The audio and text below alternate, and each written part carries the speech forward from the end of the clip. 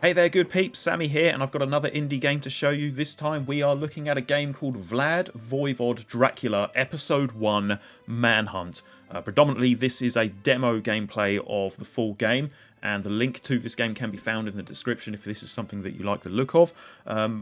For the most part, this game is an action platformer, much like a kind of set in the path kind of style like Castlevania, I would liken it to, first and foremost. There's tags on Steam for it being a Metroidvania, but personally I couldn't find any evidence to support the fact that this is a Metroidvania, and this is more of a kind of linear path that you'll be following just like the old school Castlevania type games. So I hope you enjoy what you see here. I'm going to first and foremost read off some of the description and synopsis on the Steam page. So let's get to that first.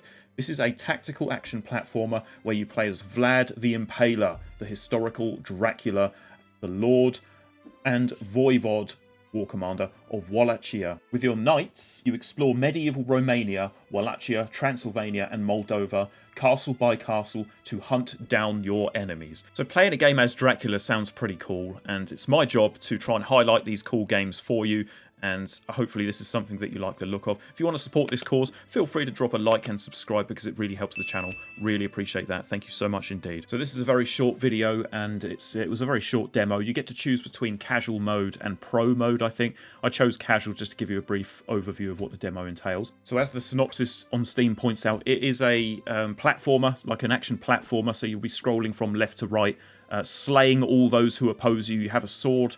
You can pick up some projectile weapons, and it shows you the stats and how many of those weapons you have in the top left corner there.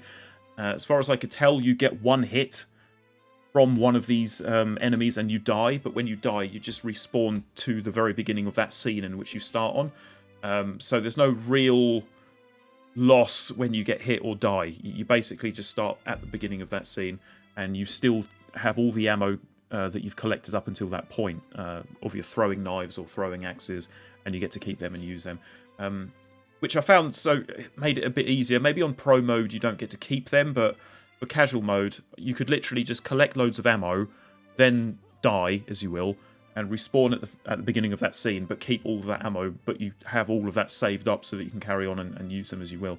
So it seemed a bit like that was a bit kind of a cheating thing to do, but I found myself doing it towards the kind of end boss of this scene. So we'll see. Maybe they'll change that in the future with the full game, but maybe it's something that only happens on casual mode, but I don't know yet at this point. I will play through the pro mode to have a look, but for the most part, I've only just played the casual so far. I don't know when this game is fully released. It's supposed to be coming out soon, is what it says on Steam, but not sure of the exact date or window of release at this point. From my personal experience with the demo, I had an okay time. I mean, it was like some of the enemies are stronger than others, so take more hits to kill them, but for the most part they don't look that much stronger. They all look about as powerful as each other, just kind of like geezers running around with bows and arrows and knights with swords, but they just look fairly similar and no more powerful than the others. So when one of my knives hit one of them but they didn't die, I couldn't tell if that was the game glitching or the fact that they were actually stronger and they needed another hit to kill them. But that was fine. I got used to that in the end and carried on. But also, in terms of the AI, it's very like they're very structured in their own path, and they won't oppose you in a threatening way. They will just stand there and use their sword lashing out, or just strike the same arrow from their bow in the same kind of repetition, and walking left and right as well until they find you, and then they'll hit you. But they don't respond to anything else other than when you're literally right in their face. So it was a bit like AI was very sort of, I don't know how to say it really, predictable. So it wasn't much of a challenge in that sense.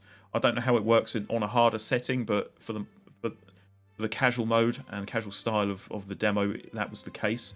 So that was a little bit disappointing. The game offers full controller support, which I like to see because I prefer playing this on a controller. I use my Xbox controller for this demo.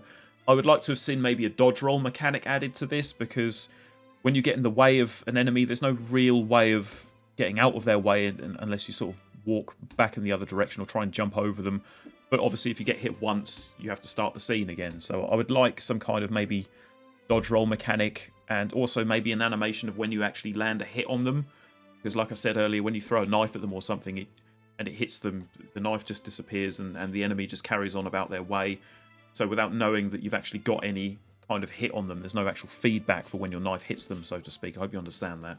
Sorry about the bad way of explaining, but that's kind of the best way I can do personally. The game looks itself. It kind of reminds me of something like ActRaiser on the Super Nintendo, if you're familiar with that. That was a very good game. I really liked that, to be honest, when I was a lot younger than I am now.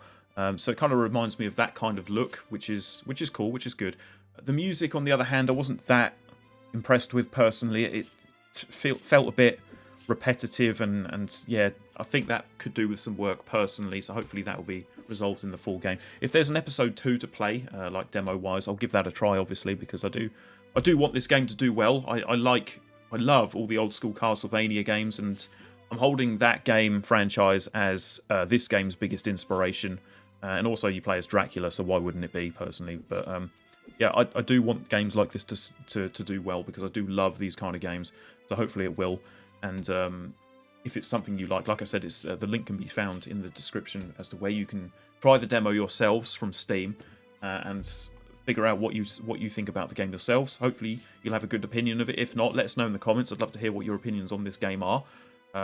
Personally, I think it could do with a bit of work before it gets its full release, but I'm glad we had a demo to try. As far as the story goes, I kind of like it. I mean, you play as Vlad the Impaler, and you're sitting about trying to reclaim your rightful throne, which was stolen from you by the man who murdered Vlad's family and stole the throne. So you're going about that, and you're going from castle to castle until you get to the one where that person resides, and to try and kill him, and all that stand in your way. So I like that.